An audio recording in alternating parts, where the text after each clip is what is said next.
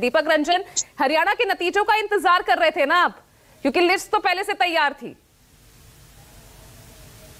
देखिए पूजा जी, आज मां दुर्गा अष्टमी, आप सभी को दुर्गा अष्टमी की बहुत हार्दिक बधाई, शुभकामनाएं। और हमारे आदर्श आदरणीय नेताजी की आज पुण्यतिथि, उनको सादर नमन और सत सत नमन। देखिए ये देखिए सामान्य प्रक्रिया है पूजा जी, और एक हर पार्टी अपने जो है होने वाले या आने वाले चुनाव के लिए कैंडिडेट का डिक्लेरेशन करती है। उसी क्रम में हम लोगों ने भी पीडीए के आधार पर, पीडीए को आधार मानते हुए समाजवादी पार्टी के राष्ट्रीय अध्यक्ष आदरणीय श्री अखिलेश यादव जी ने 10 में से 6 कैंडिडेट डिक्लेयर किए। अभी देखिए, अभी 4 जो है कैंडिडेट अभी अनाउंस होने हैं। और मैं समझता हूं कि अगर चुनाव आयोग ऐसा करता है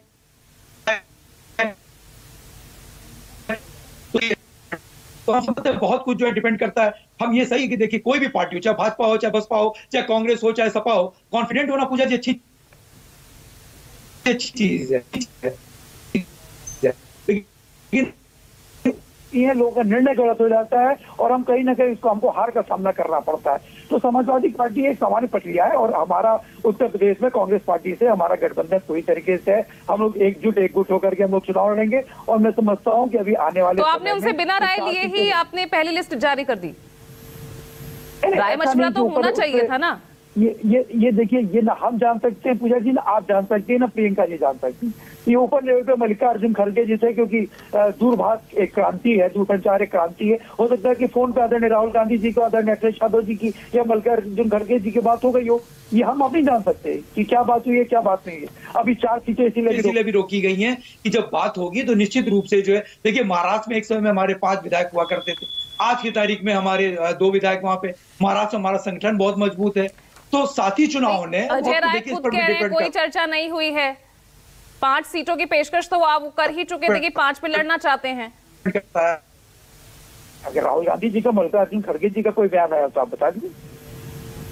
देखिए, हो सकता है ऊपर लेवल में बात हो गई हो, मैं इसको नहीं जाना चाहता। मैं कह रहा हूँ मुझे इस चीज की जानकारी नहीं है। कहीं टीस तो नहीं निकल गई भाई, हरियाणा में हमें मौका नहीं दिया, हमारे साथ गठबंधन नहीं किया, तो हम यहाँ पर अब ऐसा करेंगे? देखिए पूजा जी, हमने तो हरियाणा में हमने क्या किया, भारतीय जनता पार्टी को रोकने और हटाने के लिए 10 साल से एंटी इनकम्बेंसी थी। उसके बावजूद भी क्या रहा, क्या हुआ, ये समझ से परे। क्योंकि इवन जो एग्जिट पोल से लेकर के जितने भी सोशोलॉजिस्ट थे, सभी लोग का यही था कि वहाँ पे इंडिया गठबंधन की सरकार वहां पर बन रही है हरियाणा में। लेकिन ना मालूम क्या हुआ, मैं उस पर नहीं जाना चाहता। वो तो प्रियंका जी बेहतर बताएंगे और बता भी चुकी है कि चुनाव आयोग का दरवाजा खटखटाया है। जहां पर भी नीचे से गड़बड़ियां या दिक्कतें हुई हैं, उसको सबूत सहित उन्होंने जो है वहां पर पेश किया चुनाव आयोग के सामने। अब चुनाव आयोग क्या निर्णय लेता है, क्या नहीं लेता है, ये चुनाव आयोग का विषय है और इस पर मैं नहीं जाना चाहता। लेकिन इतना जरूर है कि देखिए पूजा जी, ये एक सामान्य प्रक्रिया, राजनीतिक दल अपने प्रत्याशियों का चयन करती हैं और अपने प्रत्याशियों का अनाउंसमेंट करती है। चलिए, तो ये 4 सीटें फिर कांग्रेस के लिए छोड़ी गई है, मैं ये मानकर चलूं? नहीं हो सकता कि कांग्रेस 4 सीटें छोड़ दे, त्याग दे दे। हरियाणा में त्याग कर दिया, हो सकता है कांग्रेस पार्टी त्याग कर दे उत्तर प्रदेश में भाजपा को हराने के लिए। इस पर हम आप कैसे डिस्कस कर सकते हैं, डिबेट कर सकते हैं। 4 सीटें जो छोड़ी हैं, हो सकता है कांग्रेस पार्टी से बात हो जाए। कांग्रेस पार्टी कहती है कि जिस तरीके से आपने हरियाणा में सीटें छोड़ दी हैं, वहां पे एक कैंडिडेट नहीं उतारा भाजपा को रोकने के लिए, तो हम भी यहाँ पर एक कैंडिडेट नहीं उतारते हैं भारतीय जनता पार्टी को रोकने और हटाने के लिए।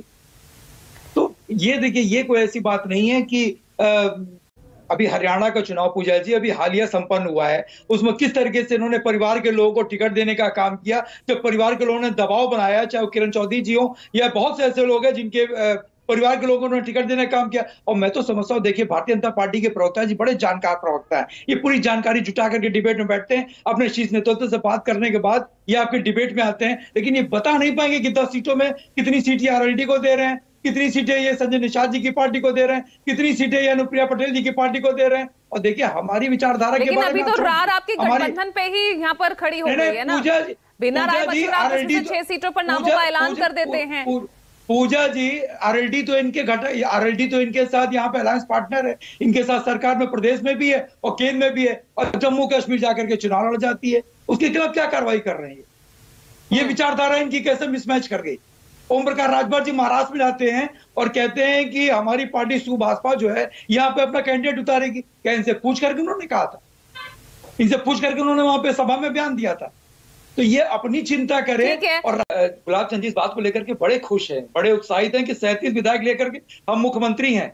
अगर आपके अंदर हिम्मत है तो भारतीय जनता पार्टी से कहलवा दीजिए कि अगर, जिसकी कोई संभावना नहीं है, अगर सरकार बनती है तो शिवसेना का ही मुख्यमंत्री होगा।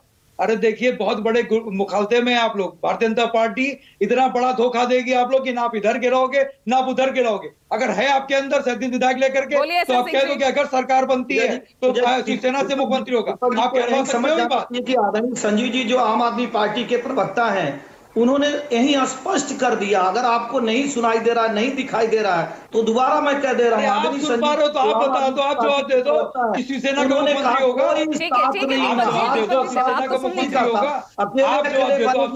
पूरी जनता भारतीय जनता पार्टी के साथ है। आप अपने साथ अपने पास रखिए।